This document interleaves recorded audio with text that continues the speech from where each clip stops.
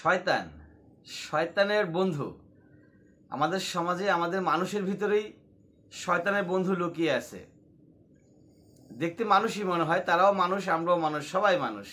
তো মানুষের ভিতরে মানুষের কিছু আচরণ, কিছু কার্যকলাপ, এগুলা শয়তানের ভিতরে পড়ে যায়। শয়তান তাদেরকে আপন করে নেয়, প্রিয় করে নেয়।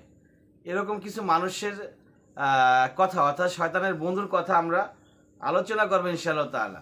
নাম্বার 1, এক নাম্বার হচ্ছে যে নারী মাথায় ওড়না ছাড়া চলাফেরা করে, মাথায় ওড়না দেয় না, সেটা ঘরে হোক, ঘরের বাহিরে হোক, যে কোনো জায়গায়।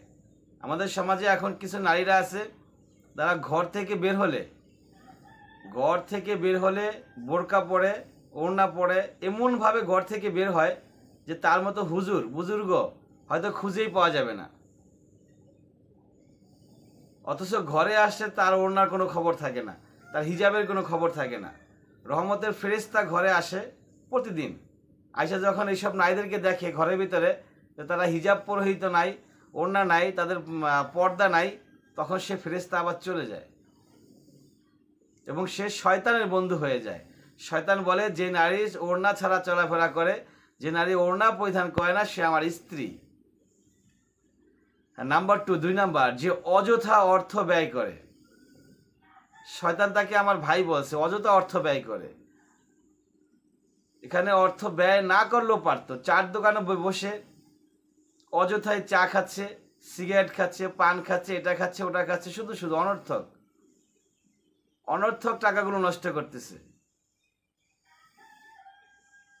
তো এগুলা শয়তান তার ভাইয়ের সাথে তুলনা করছে। ব্যয় করা, অনর্থক ব্যয় করবা, এই অনর্থক ব্যয় করা যাবে না।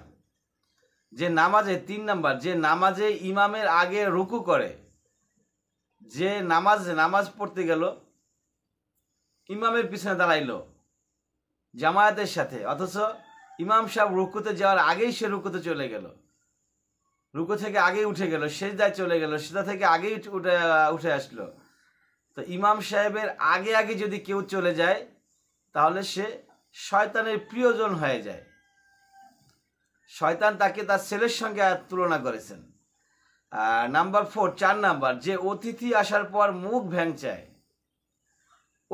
ঘরে অতিথি আসলো, মেহমান আসলো, তাকে দেখে মুখ ভ্যাংচালো। শয়তান বলছে সে আমার মা, সে তার মায়ের সঙ্গে তুলনা করেছেন। তার মানে অতিথি দেখলে মুখ ভ্যাংচানো যাবে না, তাদেরকে আপ্যায়ন করতে হবে, যত্নের সাথে তাদের সাথে কথা বলতে হবে, ভালো ব্যবহার করতে হবে। যে বিসমিল্লাহ না বলে খাওয়া শুরু করে, বিসমিল্লাহ ছাড়াই খায়, যে কোনো খাবার খায়, এটা শয়তানের কাজ। এগুলো শয়তানের কাজ, যেগুলো আমরা বলতেছি এগুলো শয়তানের কাজ, অথচ আমরা করি। যে বিসমিল্লাহ না বলে খাবার খায়, শয়তান তাকে তার ছেলের সঙ্গে তুলনা করেছেন। আমাদের সমাজে আমরা দেখি এরকম প্রায় ঘটতেছে, খাবার নিচ্ছে আর খাচ্ছে, কখন বিসমিল্লাহ, কখন সুবহানাল্লাহ, কখন আলহামদুলিল্লাহ, শুকরিয়া আদায় করতে হবে, নিয়ামত পাইছি আমি, সেটা শুকর গুজর করতে হবে, তার কোনো খবর নাই। আল্লাহ পাক আমাকে খাওয়াচ্ছে, আল্লাহর জন্যই খাচ্ছি, আল্লাহর জন্যই এগুলো আসতে দিচ্ছে, এগুলো আল্লাহ পাক, এগুলোর কোনো হিসাব নাই, কোনো খবর নাই। পাইতেছি তো খাইতেছি, গোগ্রাসে গিলতেছি। শয়তান তার সন্তানের সঙ্গে তুলনা করেছেন। যে আজান শুনেও নামাজে যায় না। আজান শুনলো, মসজিদের মুয়াজ্জিন আজান দিচ্ছে, প্রতিদিন 5 বার আজান দেয়, একবারও সে মসজিদে দেখা করে না, বাসায়ও নামাজ পড়ে না, অফিস আদালতেও নামাজ পড়ে না, টোটালি নামাজই সে পড়ে না। শয়তান তার বাবার সঙ্গে তুলনা করছেন। মুসলমান আমি দাবি করি, আমি মুসলমান, আমি নামাজ পড়ি না, কোনো লাভ হবে? কোনো ব্যক্তি যদি লেখাপড়া না করে, ডাক্তারি লাইনে লেখাপড়া না করে, অন্য লাইনে লেখাপড়া করে, সে ডাক্তার দাবি করে নিজেকে, জনগণ এটা মানবে? তার কাছে কোনো চিকিৎসক, রোগী যাবে চিকিৎসা নেওয়ার জন্য? কোনো ইঞ্জিনিয়ার, সে ইঞ্জিনিয়ারিং পড়লো না বা লেখাপড়াই করলো না, সে যদি দাবি করে আমি ইঞ্জিনিয়ার, তার কাছে মানুষ যাবে? বাড়িঘর বানানোর জন্য, রাস্তা নির্মাণের জন্য তার কাছে কেউ যাবে? কেউ যাবে না।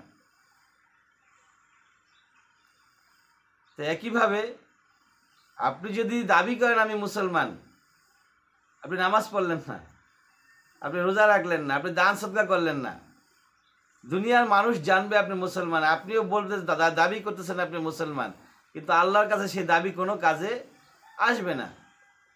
অতএব নিয়মিত 5 ওয়াক্ত নামাজ অবশ্যই অবশ্যই আদায় করতে হবে যদি মুসলমান থাকতে চান। সবাই ভালো থাকবেন, 5 ওয়াক্ত নামাজ পড়ার চেষ্টা করবেন। আসসালামু আলাইকুম ওয়া রাহমাতুল্লাহ।